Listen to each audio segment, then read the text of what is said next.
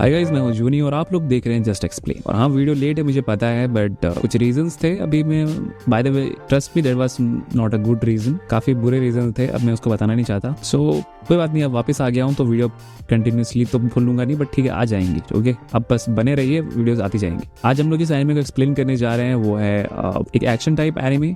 एक नया anime start कर रहा हूँ मैं भी, सो इसीलिए बिना किसी डिले के वीडियो को स्टार्ट कर दे। और प्लीज अगर एंजॉय कर रहे हो तो प्लीज चैनल को सब्सक्राइब कर देना। ओके, इस एपिसोड के स्टार्ट होते ही हम लोग देखते हैं एक टेम्पल होता है और उसका नाम फुगेन होता है। और वहां पर हम लोग एक फैमिली को देखते हैं और मे बी वो लोग उस टेम्पल की हिफाजत और देख रेख वो फैमिली ही करते हैं। और उनके फैमिली में जो एक उनका हेड होता है, यानी कि उस फैमिली का जो डैड होता है, वो उसके बेटे को कहता है कि इस मंदिर की हिफाजत कई पीढ़ी से उनकी फैमिली करती आई है और इसीलिए उन्हें भी इसकी हिफाजत करनी होगी। और जिसके बाद कि वो उसके बेटे को कहता है कि उनके इस टेम्पल में एक स्पीयर भी है, यानी कि एक भाला, जो कि बहुत ही ज्यादा पॉपुलर था। और वो लड़का जिसका नाम कि यूशियो होता है, वो उनके बातों में जरा भी इंटरेस्टेड नहीं होता है और वो खाना टूसने में लगा होता है। और वो कहता है कि मुझे और खाना चाहिए। और उसका डैड उसे एक जोर की लगाते हैं और वो कहते हैं कि गधे मेरी बात तो सुन ले। और वो अपने डैड को भी एक घूसा मारता है और वो कहता है कि मैं तुम्हारी बातों पर जरूर ध्यान देता और उनमें यकीन भी करता अगर तुम मुझे वो स्पीयर को दिखाते। और वो उसके डैड को बुढ़ा घूसट कहता है और वो कहता है कि तुम जरूर सठिया गए। और फिर उन दोनों के बीच फाइट हो जाती है। और वैसे ही कोई सीरियस फाइट नहीं होती है, ये बड़ी नॉर्मल सी फाइट होती है। और इवन वहाँ पर प्रेजेंट लोग जो कि उनके आसपास रहते हैं, उन्हें भी पता होता है कि ये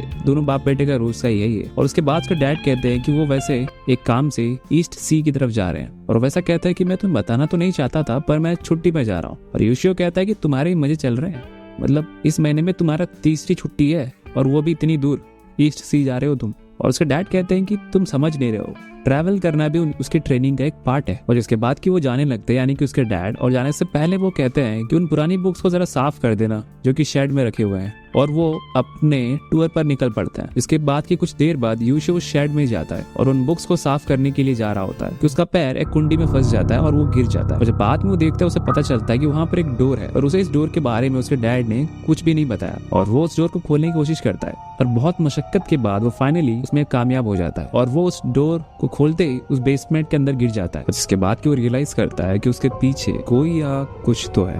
और जब वो पलटकर देखता है, वो देखता है कि वहां पर एक बहुत ही डरावना मॉन्स्टर होता है। और वो कहता है कि क्या बात है, इंसान।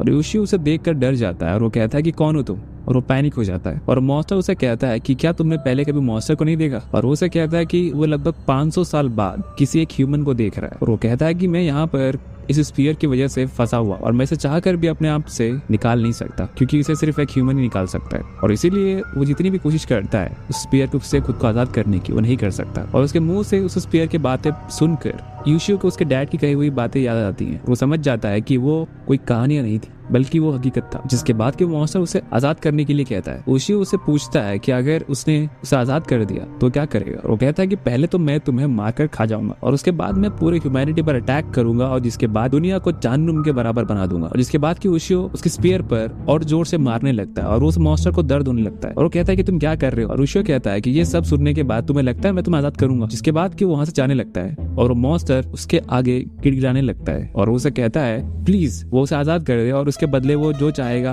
वो उसके बदले वो वही करेगा। और यूशियो उससे पूछता है कि तुम क्या कर सकते हो, मुझे एग्जांपल दोगे जरा। और वो कहता है कि मैं उन सभी लोगों को मार सकता हूँ जिसे कि तुम मारना चाहते हो। और वो उसे कहता है कि हाँ, पर उसके बाद मैं तुम्हें जरूर खा जाऊंगा। और इसके बाद कि यूशियो कहता है कि ठीक है, फिर तो मैं यहाँ से चला और तुम यहीं पे सड़ते रहना। और वो मॉन्स्टर उसे आजाद करने के लिए उसे मनाने की कोशिश करता है, पर यूशियो नहीं मानता है और वो वहां से चला जाता है। जिसके बाद कि वो स्कूल जाने लगता है और रास्ते में अपने दोस्त से मिलता है और वो दोनों लड़कियां होती है और उनमें से एक का नाम इनुए होता है और दूसरे का नाम नाकामुरा होता है। नाकामुरा यूशियो से अपनी नोटबुक मांगती है जो कि उसने उसे दिया था और वो कहता है कि वो तो उसे लाना भूल गया। नाकामुरा कहती है कि ठीक है, तो वो उसका नोटबुक लेने के लिए उसके घर तक जाएगी, क्योंकि वरना वो फिर से उसे लाना भूल जाएगा। और यूशियो अभी भी उस मॉन्स्टर के बारे में सोच रहा होता है। और हम लोगों को बाद में पता चलता है कि यूशियो भले ही दूसरों चीजों में बुरा है, जैसे कि ड्राइंग एंड एक्सेट्रा एक्सेट्रा, पर उसके स्पोर्ट्स स्किल्स काफी अच्छी है और वो कई चीजों के लिए नाकामुरा से पिटता भी है। और सब लोग सोचते हैं कि नाकामुरा बाकी सब के लिए के साथ बड़े प्यार के साथ पेश आती है, सिवाय यूशियो को छोड़कर। जिसके बाद की स्कूल की छुट्टी हो जाती है और वो बाद में वो लोग घर लौटने लगते। और घर जाने के बाद वो सोचता है कि उसे अब उस मॉन्स्टर के बारे में सोचना बंद करना चाहिए। और तभी वो दोनों, यानी कि नाकामुरा और उसकी दोस्त इनुए,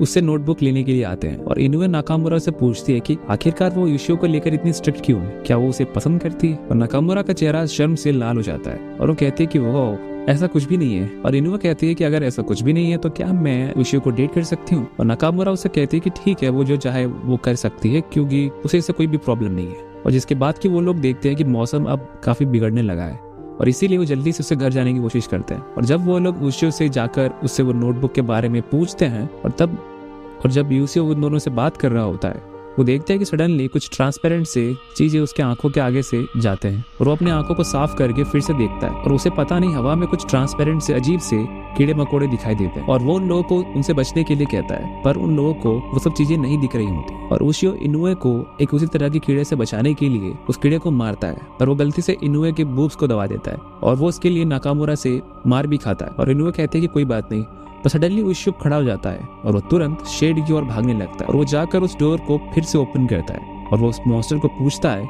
कि आखिरकार उसने उसके साथ क्या किया, उसे वो सब चीजें क्यों दिखाई दे रही हैं और क्या वो सच है या फिर कोई इल्यूजन। और मॉन्स्टर जोर जोर से हंसने लगता है और वो कहता है कि सब सच है, उसने जो भी देखा वो सब सच है और वो सारे फिश और इंसेक्ट मॉन्स्टर्स हैं जो कि उसके ऑरा से अट्रैक्ट होकर यहाँ पर आ गए हैं और अब उस ऑरा से अपने पेट भर रहे हैं। मतलब कि वो कहना चाहता है कि उस जगह पर जो कि वो 500 सालों तक सील था और इसीलिए उस जगह पर उसकी ऑरा एनर्जी 500 सालों तक बिल्ड होती रही।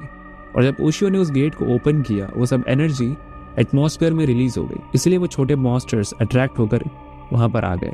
जिसके बाद कि वो उसे कहता है कि जो कि तुमने मुझे पहले छुआ था इसीलिए तुम उन्हें पहले देख सकते हो, पर कोई फर्क नहीं पड़ता क्योंकि कुछ ही देर में मॉन्स्टर्स अपने फिजिकल फॉर्म में ट्रांसफॉर्म हो जाएंगे और वो ह्यूमंस पर अटैक करना स्टार्ट कर देंगे। और सडनली उन दोनों लड़कियों की चिल्लाने की आवाज आती है और उशियो उनकी तरफ जाने की कोशिश करता है और मॉन्स्टर कहता है कि कोई फायदा नहीं क्योंकि वो उन्हें नहीं बचा पाएगा उसके बिना। और वो कहता है कि अगर वो उसे यहाँ से आजाद कर दे तो वो उस मॉन्स्टर को मारने में उसकी हेल्प करेगा। और वो कहता है कि वैसे भी ये तुम्हारी ही गलती है क्योंकि तुमने इस गेट को ओपन किया था और जिसकी वजह से ये सब हुआ। और जो कि उशियो के पास कोई और ऑप्शन नहीं बचा होता है, वो कहता है कि ठीक है, मैं तुम्हें आजाद कर दूंगा, पर क्या तुम ये प्रॉमिस करते हो कि तुम मेरी हेल्प करोगे उस मॉन्स्टर को मारने में। और मॉन्स्टर कहता है कि जरूर, मैं वादा करता हूं। जिसके बाद कि उशियो कोशिश करके उस स्पीयर को उसकी बॉडी से निकाल देता है और वो उसे आजाद कर देता है। जिसके बाद कि वो मॉन्स्टर उशियो पर ही अटैक करता है और वो कहता है कि तुमने मेरा काफी मजाक उड़ाया था, तो तुम्हें क्या लगता है मैं तुम्हारी मदद करूंगा। और उशियो कहता है कि पर तुमने प्रॉमिस किया था। और मॉन्स्टर कहता है कि मैं किसी इंसान से किए हुए वादे को पूरा करना इतना जरूरी नहीं समझता हूँ। जिसके बाद कि सडनली उशियो को गुस्सा आने लगता है और वो कहता है कि तुम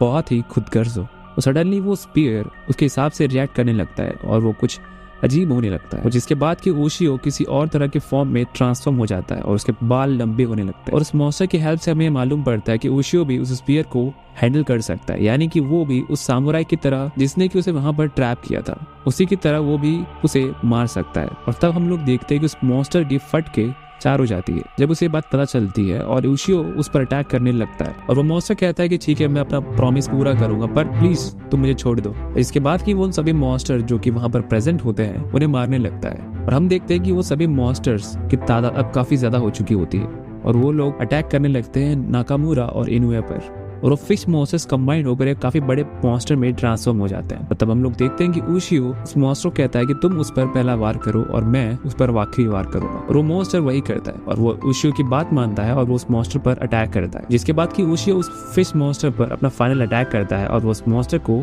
मार गिराता है। जिसके बाद कि उशियो से हमें उस स्पीयर के बारे में थोड़ा सा मालूम पड़ता है कि इस स्पीयर को अपने हाथ में लेने वाला इंसान एक बीस्ट में कन्वर्ट हो जाता है, यानी कि एक पावरफुल बीइंग में ट्रांसफॉर्म हो जाता है और उसका मेन पर्पस होता है मॉन्स्टर्स को मारना।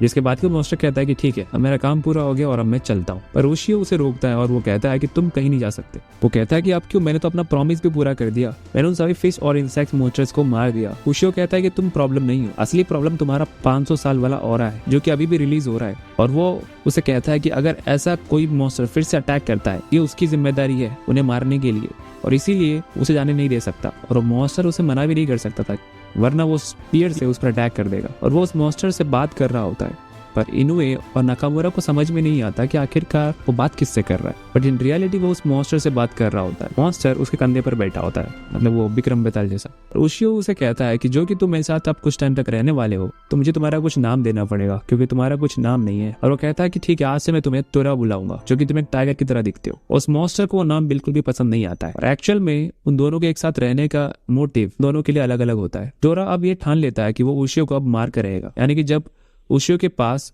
उसका स्पीयर नहीं होगा तब। और उशियो ने तोरा को अपने पास रखने का मोटिव ये है कि वो इतने खतरनाक मॉन्स्टर को ऐसे ही खुले में नहीं छोड़ सकता। और इसी के साथ ये एपिसोड यहीं पर खत्म हो जाए। तो इसका आने वाला एपिसोड्स काफी अच्छे हैं, मैंने इसको देख रखा इस पूरे एनिमे को, and it's very great anime, तो मैं अच्छा लगेगा। ओके, सो चैनल को सब्सक्राइब कर देना अगर तुम्हें एंजॉय किया उस एक्सप्लेनेशन को, ठीक है। नेक्स्ट वीडियो बहुत जल्दी आने वाला है, so stay tune for that. See you.